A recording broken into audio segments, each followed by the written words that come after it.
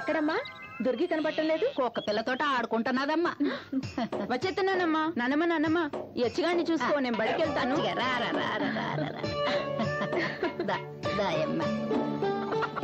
దండాలమ్మ గారు. బాగున్నావా? దండాలమ్మ గారు. దండాలమ్మ గారు. తులసి బాగున్నావమ్మా? వెళ్దామా? అమ్మి 4 రోజులు బడి మానేచ్చు కదే, జాతర వస్తుంది. పనిలోకి వెళ్తే 4 పైసలు వస్తాయి, 2 కొత్త గుడ్లు కొనుక్కోవచ్చు జాతరకి. కొత్త బట్టల కోసం పిల్లలు బడి మానేయాలా? మా బాగా చెప్పినవమ్మా. నేను బడి మాన్నయ్యా. కొత్త బట్టల కోసం దుర్గి పనిలోకి ఎందుకు? ఏదో కట్టపడి మనమే కొందాంలే మావా. అప్పనా, నీకు సంగతి తెలుసా? మీ దుర్గి బడికి రాకపోతే ఇదిగో ఈ పిల్లలు వీళ్ళెవరూ బడికి రారు. జాతర దాకా బడి మూసేయాల్సిందే. మా అమ్మే నాయకురాలు అయిపోయింది. పంతులమ్మని ఎంతసేపు నిలబడతావు? ఇల్లు పిల్లలు రండి. పంతులమ్మొచ్చి బడెట్టాక గూడానికే ఎలుగొచ్చినది. పిల్లలు బోటు మీదున్న చదవండి. సంస్కర్త. అవును, సంస్కర్త. అందరూ అనండి. ముందుగా సంఘం అంటే ఏమిటో తెలుసుకుందాం.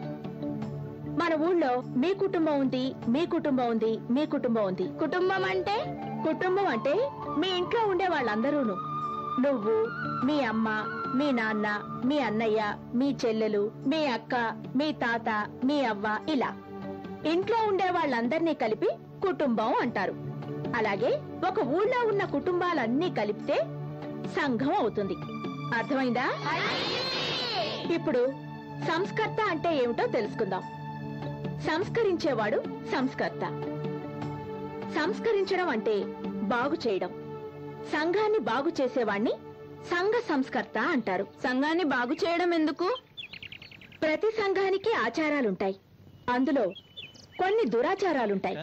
దురాచారాలంటే చెడ్డ ఆచారాలు, మంచివి కాని ఆచారాలు.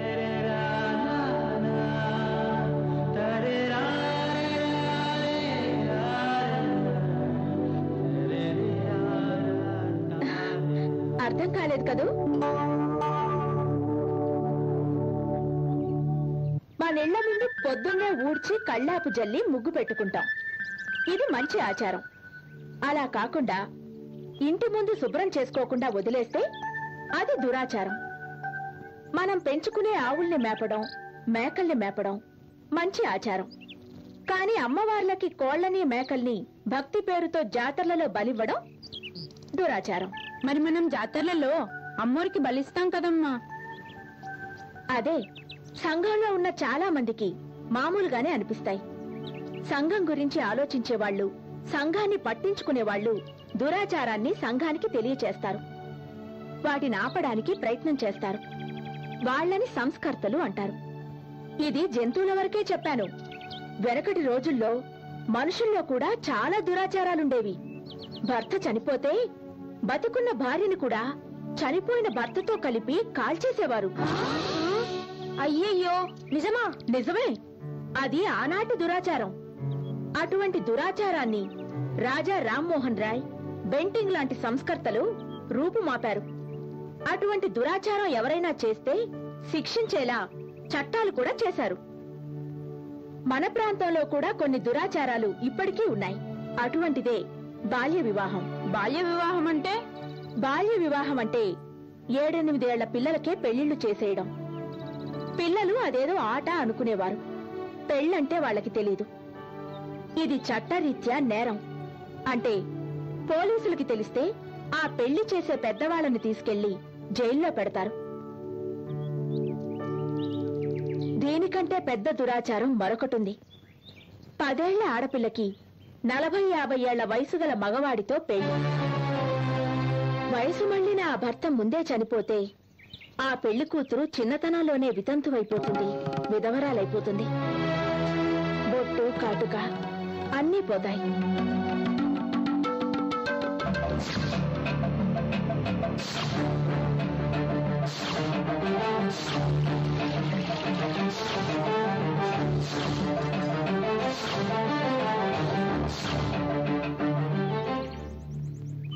ఇటువంటి దురాచారాల్ని ఎదిరించినటువంటి గొప్ప సంస్కర్త కందుకూరి వీరేశలింగం పంతులు గారు. బాల్య వివాహాల్ని వ్యతిరేకించడమే కాకుండా చిన్నప్పుడే భర్త పోయిన ఆడపిల్లలకి తిరిగి పెళ్లిళ్లు కూడా చేశారు. సంఘం ఆయన్ని తిట్టిపోసింది, వెలేసింది. ఆయన లెక్క చేయలేదు. బ్రతికినంత కాలం సంఘంలో ఉన్న దురాచారాల మీద పోరాడుతూనే బ్రతికారు. మీలో కూడా కొంతమంది సంఘంలోని దురాచారాలకి తల వంచేవాళ్లు ఉండొచ్చు, తిరగబడి సంస్కర్తలుగాను కావచ్చు. దురాచారానికి ఎదురు తిరగడానికి ధైర్యం కావాలి. నమ్మిన విషయాన్ని ధైర్యంగా ఆచరించగలగాలి. అటువంటి వాళ్లే సంస్కర్తలవుతారు.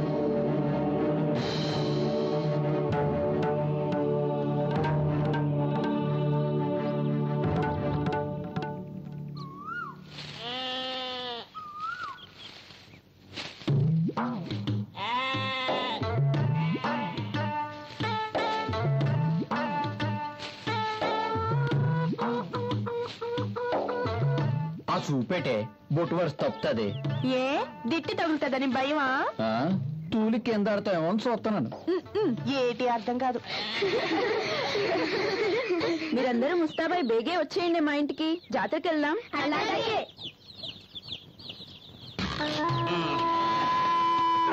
దొరికే రాయే చిన్న మాట. నాతో నీకు మాట ఏంటి? సేవటపాకాయలకి సెంటపట్లు ఆడిపోతున్నావే. ఎందా ఈ 100 తీసుకొని జాకెట్టు, లంగా, ఓని అన్ని కొనిసుకో. నీ డబ్బులు నాకెందుకు?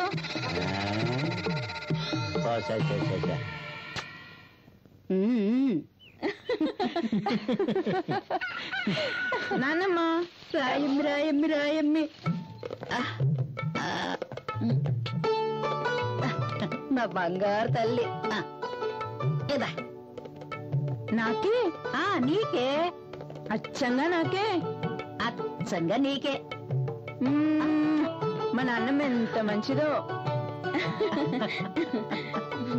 దుర్గి, ఇవాళ మంచి రోజు, ఓని కూడా కొన్నాను, వదింతో వేయించుకో. అలాగే.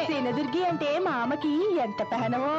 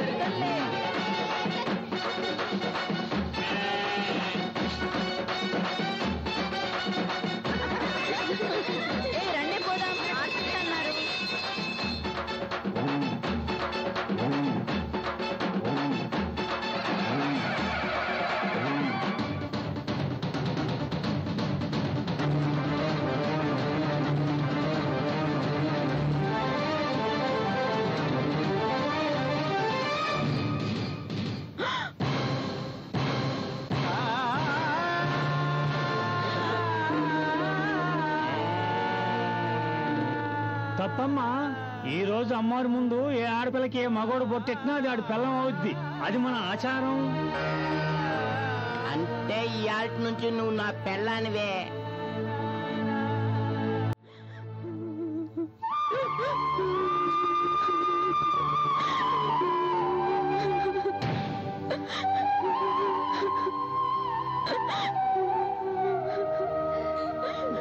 ఎంతసేపు పెడితే మటుకి ఏమవుద్ది?